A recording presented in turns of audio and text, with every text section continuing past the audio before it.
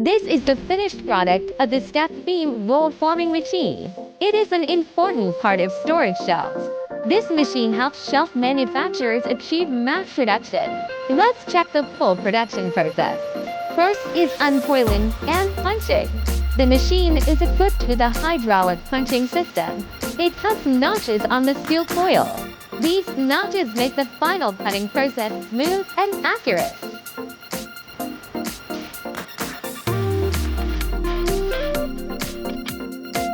Next is the roll forming process. The rolling work is precise and stable. It supports size adjustment via the PLC system.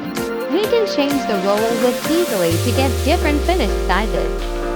This machine has a built-in automatic welding system.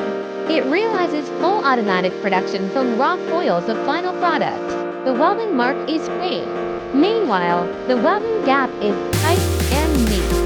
The last step is hydraulic cutting. We adopt the flying shearing technology. It supports high-speed cutting with no burrs on product. The maximum production speed can reach 35